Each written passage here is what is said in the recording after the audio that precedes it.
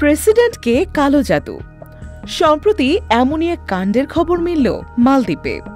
দক্ষিণ এশিয়ার দেশ মালদ্বীপে এক নারী মন্ত্রীকে প্রেসিডেন্ট মোহাম্মদ মুইজ্জুকে কালো জাদু করার অভিযোগে দেশটির পুলিশ গ্রেপ্তার করেছে।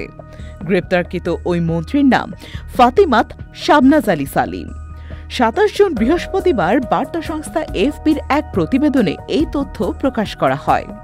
ফাতিমাত ভারত মহাসাগরীয় এই দেশটির পরিবেশ, জলবায়ু পরিবর্তন ও জ্বালানি বিষয়ক প্রতিমন্ত্রী। এএফপির প্রকাশিত প্রতিবেদনে বলা হয়েছে, মালদ্বীপের পুলিশ দেশটির একজন পরিবেশ প্রতিমন্ত্রীকে গ্রেপ্তার করেছে বলে কর্মকর্তারা বৃহস্পতিবার জানিয়েছেন। দেশটির মিডিয়া রিপোর্টে বলা হয়েছে, প্রেসিডেন্টের ওপর কালো জাদু করার দায়ে ওই নারী মন্ত্রীকে অভিযুক্ত করা হয়েছে। মালদ্বীপ পুলিশ জানিয়েছে, ফাতিমাত শাবনাজ আলী সালিমকে গত রবিবার রাজধানী মালে থেকে অন্য দুজনের সাথে গ্রেপ্তার করা হয়। তাকে তদন্তের জন্য ১ সপ্তাহ হেফাজতে রাখা হয়েছে বলেও কর্মকর্তারা জানিয়েছেন। তবে তার গ্রেপ্তারের কারণ সম্পর্কে কোনো বিবরণ তারা দেননি।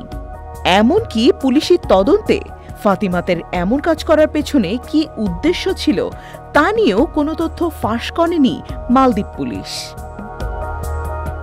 এএফপি বলছে, জলবায়ু সংকটের কারণে বিপর্যয়ের তালিকায় প্রথম সারিতে থাকা দেশগুলোর মধ্যে মালদ্বীপও রয়েছে এবং এমন একটি দেশে ফাতিমাত শাবনাজ আলী সালিম যে অবস্থানে ও দায়িত্বে ছিলেন তা অত্যন্ত গুরুত্বপূর্ণ।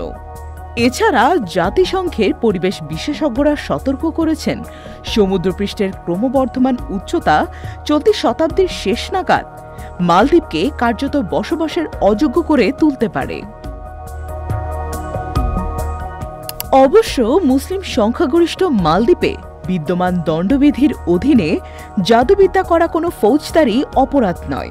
তবে এ ধরনের কর্মকাণ্ডে ইসলামিক আইনের অধীনে ৬ মাসের কারাদণ্ড হতে পারে। উল্লেখ্য যে, ভারত মহাসাগরের এই দ্বীপপুঞ্জ জুড়ে বসবাসরত লোকেরা ব্যাপকভাবে ঐতিহ্যবাহী নানা রীতিনীতি পালন করে থাকে। তারা বিশ্বাস করে, কালো জাদুর মাধ্যমে তারা প্রতিপক্ষকে অভিশাপ দিতে পারে। কালো জাদুর রীতিনীতি পরিচালনা করার অভিযোগে ২০২৩ সালের এপ্রিল মাসে দেশটির মানাধুতে ৩ প্রতিবেশীর ছুরিকাঘাতে ৬২ বছর বয়সী এক নারী নিহত হয়েছিলেন। দীর্ঘ পুলিশি তদন্তের পরে এ বিষয়ে দেশটির নিহারু নিউজ সাইট গত সপ্তাহে রিপোর্ট করে। তবে নিউজ সাইটটি পুলিশকে উদ্ধৃত করে বলেছে, হত্যার শিকার ওই নারী জাদুবিদ্যা করেছিলেন কিনা এমন কোনো প্রমাণ খুঁজে পেতে ব্যর্থ হয়েছে তারা।